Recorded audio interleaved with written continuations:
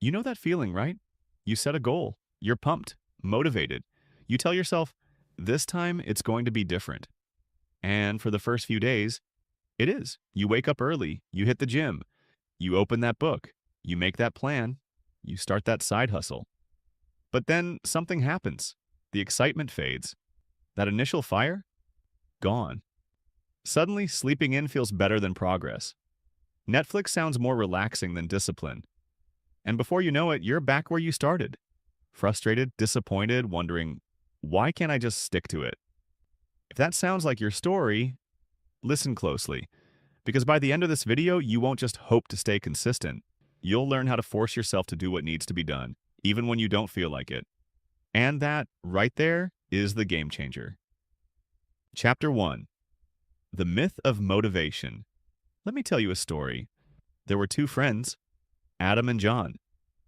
Every January, like clockwork, both of them would write down their goals. Lose weight, save more, start something of their own. Adam went all in at the start. He bought fancy planners, filled his room with vision boards, followed all the motivational pages, and even downloaded those morning routine apps. For the first week, he was on fire, waking up early, going to the gym, eating clean, and dreaming big. But by the second week, that fire started to flicker. The gym got skipped, the diet got pushed, the excuses, they piled up. I'm just not feeling it today, he'd tell himself.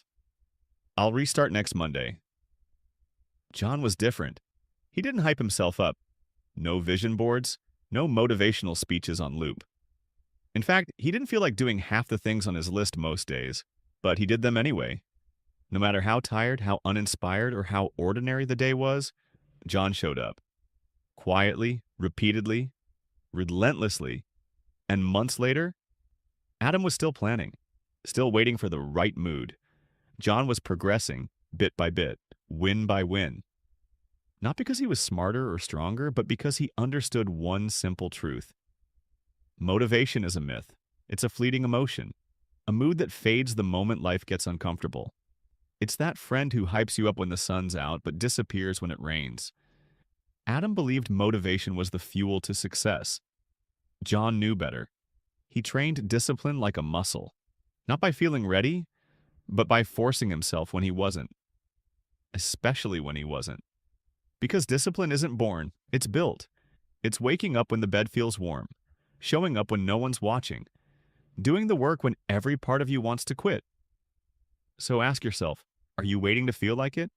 Or are you becoming the kind of person who does it anyway? Chapter 2. How to force yourself, the core shift. So how do you actually force yourself to do things you don't want to do? You start by flipping the switch in your brain from feeling-based action to identity-based action. Here's what that means. When you rely on how you feel, your actions will always be inconsistent. But when your actions come from who you decide to be, things change. Ask yourself, what would the disciplined version of me do right now? Not the tired version, not the lazy version, not the I'll do it tomorrow version, the disciplined version. Would they skip the workout? Would they waste the evening scrolling? Would they keep making excuses? They'd get up, they'd show up, they'd get it done irregardless of how they feel. That's how you start forcing yourself. Chapter 3. The 5-second rule. Now let's get practical. One of the most powerful tools you can use is something called the 5-second rule, popularized by Mel Robbins. Here's how it works. The moment you feel hesitation, the moment your brain starts negotiating, you count down 5, 4, 3, 2, 1, and move. Get up, open the laptop, put on your shoes. Start the work. Why does this work? Because the brain loves comfort. The longer you wait, the more excuses it creates. But if you act before your mind can talk you out of it, you win. So next time you want to skip a habit or delay action, use the countdown. It sounds simple, but it's a small shift that rewires your response to resistance. Chapter 4. The Pain versus Pleasure Principle. Here's a hard truth. Humans are wired to avoid pain and chase pleasure. But that system is outdated. Because now, the easiest option is usually the worst for you. Scrolling TikTok is easier than building your future. Eating junk is more pleasurable than eating clean. Sleeping in feels better right now than pushing yourself through a cold morning workout. But here's the trick. You have to flip the pain and pleasure equation in your mind. Every time you choose comfort, remind yourself, this easy path comes with hidden pain. The pain of regret, of low energy, of being stuck, of watching your potential rot. And every time you choose the hard path, remind yourself, this discomfort comes with lasting rewards. Chapter 5. Micro wins. You don't need to climb the whole staircase today. You just need to take one step. Discipline is built by stacking micro wins over and over. You force yourself to write one paragraph, to do one push-up, to study for just 10 minutes. And here's the crazy part. Once you start, you keep going. Because momentum creates motivation, not the other way around. Don't wait to feel inspired. Feel inspired because you acted. Force yourself to show up for just 5 minutes a day, and those 5 minutes will multiply. Chapter 6. Become your own coach, not your critic. Let's be real. Forcing yourself isn't easy. Some days you'll fall short, you'll mess up. But here's where most people lose. They beat themselves up so hard, they stop trying altogether.